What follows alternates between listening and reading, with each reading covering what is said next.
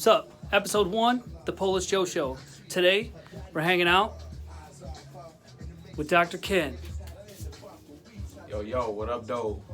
Dr. Ken is the barber of Detroit. Today, he's got Mike in the seat.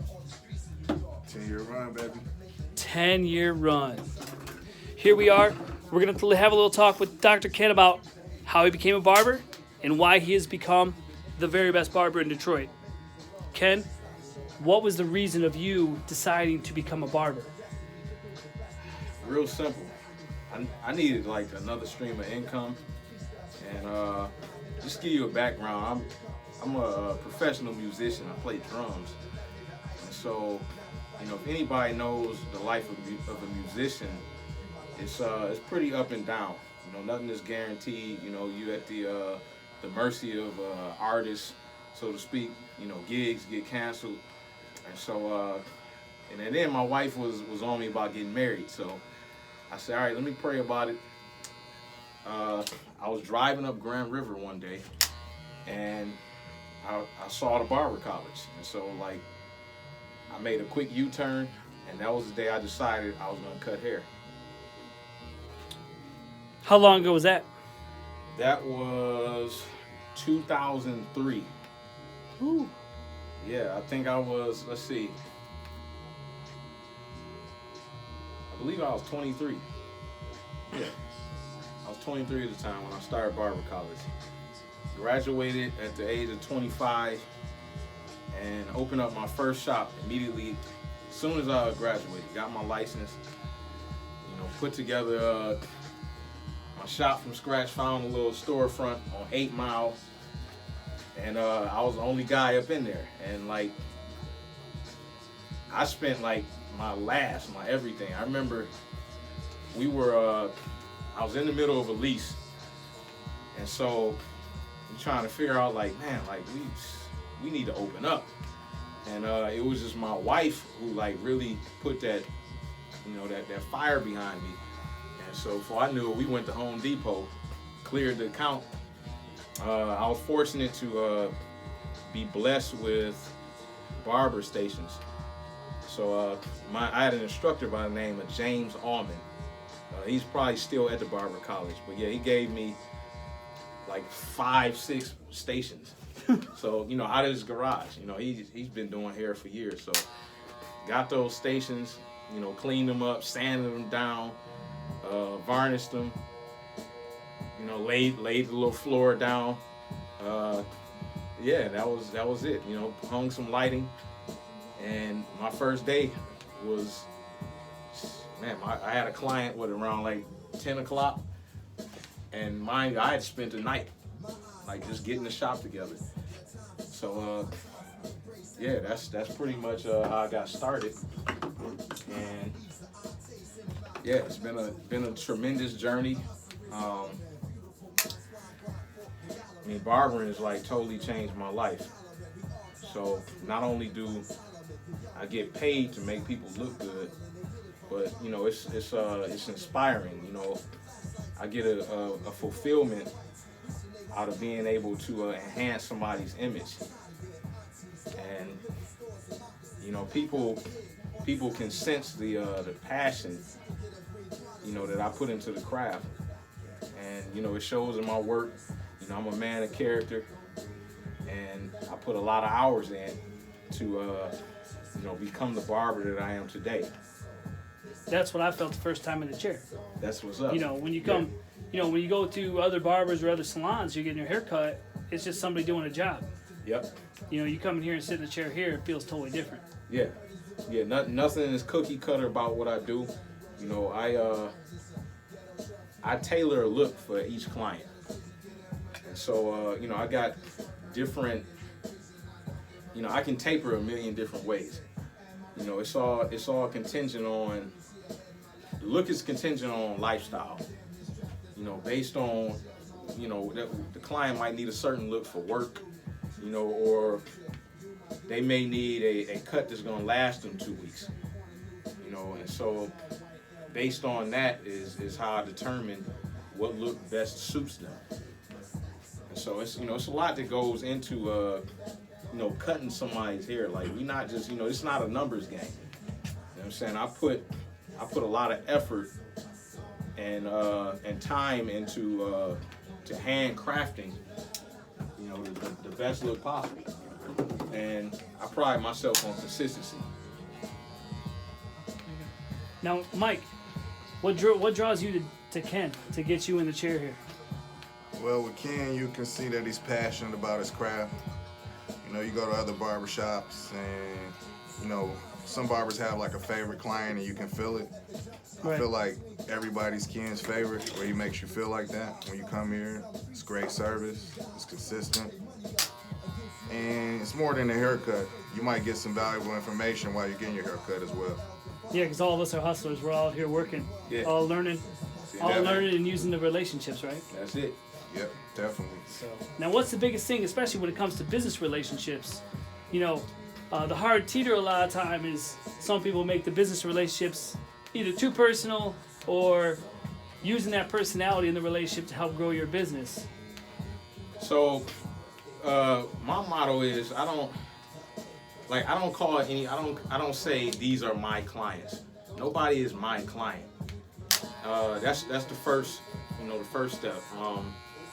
That way, it just keeps everything open and flowing.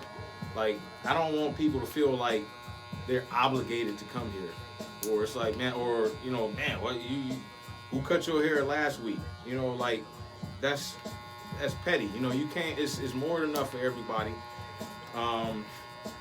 And that way, it just makes things flow better. So, and then, you know, I've had people switch, you know, barbers, like, you know, right, go to the next guy, you know, and it's something I had to deal with. You know, I felt some type of way about it, but not one time have I ever made a client uncomfortable about making a switch. And, you know, once I figured out, okay, what I needed to do to step my game up, those clients, they always return. And it's, I believe it's based on the way I handle those situations. So, Right. you know, like McDonald's is not calling asking you, hey man, why you go to Burger King last week? You know, it's just, that's, people do things for different reasons. And it may be a situation where you can't afford the service. Right. And so me asking you that, you know, person may not feel comfortable sharing that information. What else comes down to bad stuff happens to everybody. It's how you Absolutely. react to it is what makes you who you are. Absolutely. So yeah, I don't say my clients or no. He's a client. Right. You know, and that alone right there, it keeps it business. Right. You know, I got clients that I converse with outside of, you know, just the shop experience. But I mean, I really don't have a whole lot of time. I mean, I'm a family man. Right. So, you know, and I got other things going on outside of just barbering. You know, I'm not a one-trick pony. Right on. You know, so yeah, it's real simple. You know, just I'm just all about making people feel comfortable and not feeling obligated. Ooh, obligation. Yeah. Ooh. You know what I'm saying? With that, now, you know, I do have a lot of standing appointments. So, you know, I'm not, I'll tell you this. I had to learn how to handle clients in terms of appointments. Like, you know, I used to run like a real tight ship. Like, oh man, you late for your appointment. You know, I'm charging you this much and this and that. And like playing that, not necessarily playing that game, but following that mold, I got more ingrained in that number system, you know what I'm saying? Like stand on the schedule, and once I retracted a little bit and it became more about the haircut and the quality of the cut, you know, time is not, it's no longer a constraint. So, you know, I might be running 15 minutes behind, or Shoot, I came in here a mess. You worked on my head for a while. yeah, you know what I'm saying? So, like that was the first cut, the first initial cut, and so You know, I paced myself. You know, I wasn't in no hurry. And I had two people, you know, waiting. Right. And they were cool about it because not only was the conversation thorough, but the vibe, you know what I'm saying, Right. the atmosphere, all that makes a difference. Yeah, we were having a good time. Yeah, you know what I'm saying? Just, you know, talking business, chopping it up, and, you know, so yeah, it's a flow, man. I couldn't, it doesn't do me any good to rush your haircut. No, doesn't do anyone any good. Yeah, you know what I'm saying? Plus, we were having a good time, so it didn't look like no one was in a hurry. Yeah. It was cool. All right, well, now your skills are here. The cuts are great. What's next? Where are you going from here? Man, just continually building the brand. You know, this year I'm a lot more vocal. Just pushing my brand. You know, a lot of people, man, they think, hey man, he come off a little arrogant. It's like, nah, I'm just that confident in my craft. Like, I believe that much, and I believe I'm the best barber in Michigan. Right. You And- had the skill set. You better talk You know what about I'm it. saying? And you know, I don't really brag about it. I mean, you can look on my Instagram, like, But you can tell you're getting more vocal over the last. I've been Yeah. going through your Instagram. You can see it's getting you more. know, yeah, more and that's point. I'm feeling real good. You know, like last year, man, I closed the year out. It was a Friday, man, and I said, you know what, we doing 24-hour haircuts. And that was once I said that, I'm like, okay, all right, well, let's get it. Yeah, I know. was With just- the new detail shop, my new detail shop will be open 24 hours. Yeah. I'll have somebody there at 24 hours detailing. Yeah, man. So, you know, I just feel like, man, while I have all this influence, you know, it's that time to be vocal, man. You know, I'm not talking reckless. You know, I'm promoting myself. You know, and that's all it is, man. So, you know, I got a big project coming up this year. You know, I'm gonna be opening up my own shop. There you go. So, you know, stay tuned. That's all I'm gonna say on that. And but Heard it it's- here first. Yeah, it's gonna be epic. It's gonna be epic, and that situation alone, I mean, it's gonna draw a lot of attention. It's gonna draw a lot of attention, and everything that I've been saying, that I've been promoting, is gonna transcend with that barbershop. Just wait and see. And you know, at the end of the day, I just want to put on for my city. You know, I've been cutting in the suite for the past 6 years.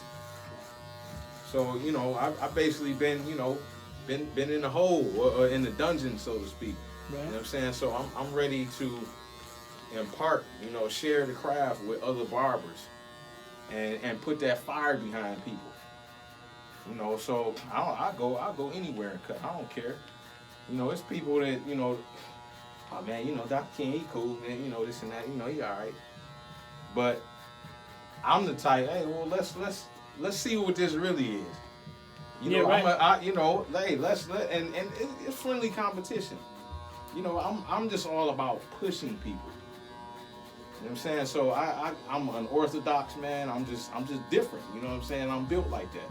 So, you know, I don't see no point in what's the use of me working out every day, eating meal prep, you know what I'm saying, drinking 2 gallons of water.